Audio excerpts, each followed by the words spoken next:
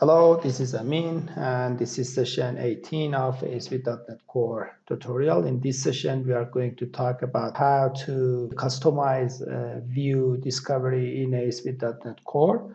If you haven't watched previous session, we recommend to watch previous session before watching and going to this session.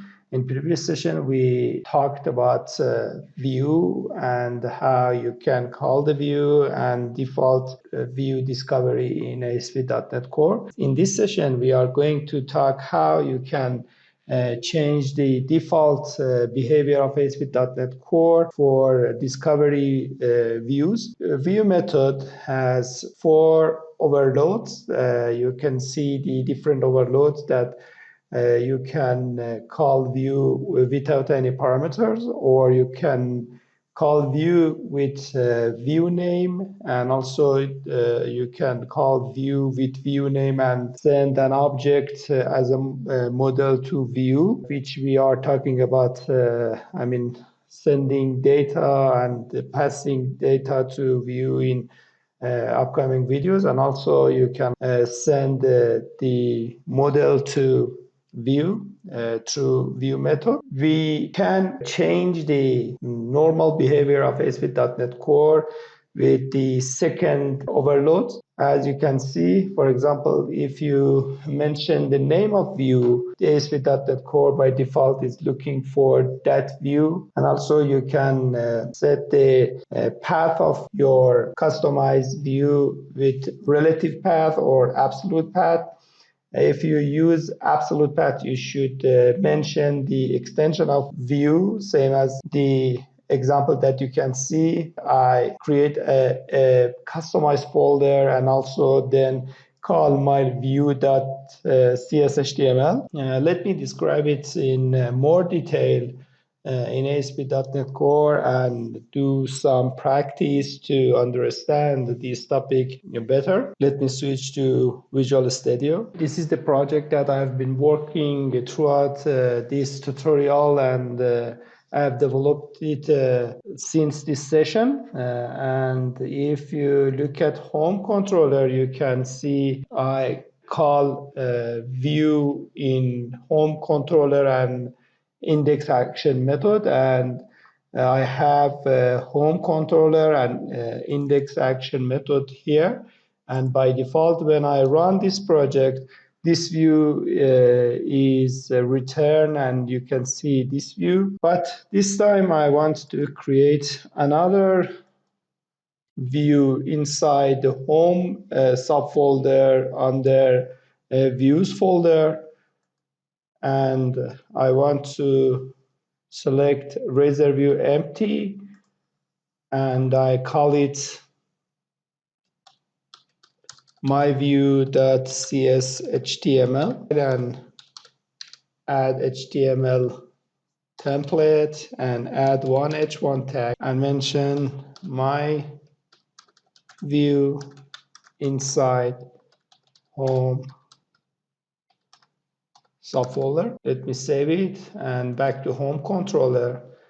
And as you can see, I have 4 overloads as I mentioned, and I can select this overload that I can pass view name to method and call the customized view that I created.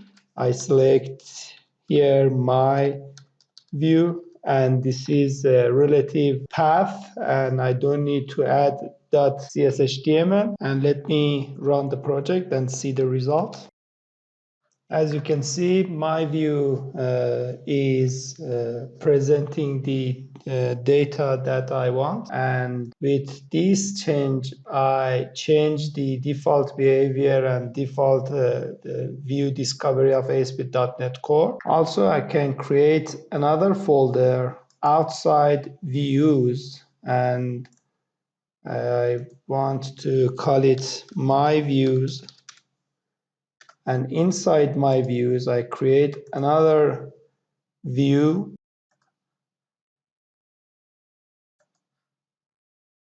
and also I call it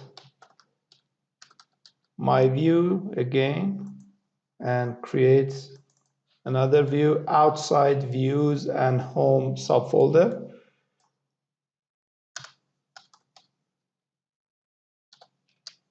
And within an h1 tag, I mentioned my view inside my views folder. And also I changed here to my views and my view.cshtml, and this is absolute path, and that's why I should add .cshtml with the view name. Let me save the project and run the project once more. As expected, my view inside my views folder is called this time. And as you can see, I can change the default behavior of ASP.NET Core for view discovery. Also, I can set the absolute name of root of this project with this, or I can add one slash here, or also I can add tilde/view. All are the same and the same behavior. I can prove it by run the project once more. You can see again my result is my view inside my views folder, and also I can do it with relative routing. The default location of this view should be inside home. And if I have another view in root of views folder,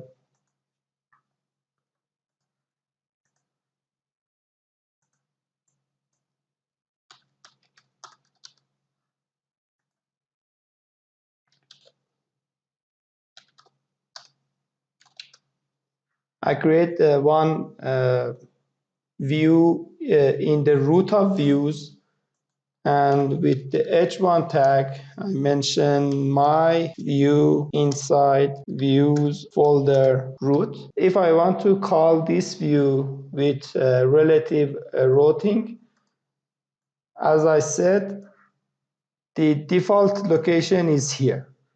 If I want to back one folder, I should add double dot and then name of my views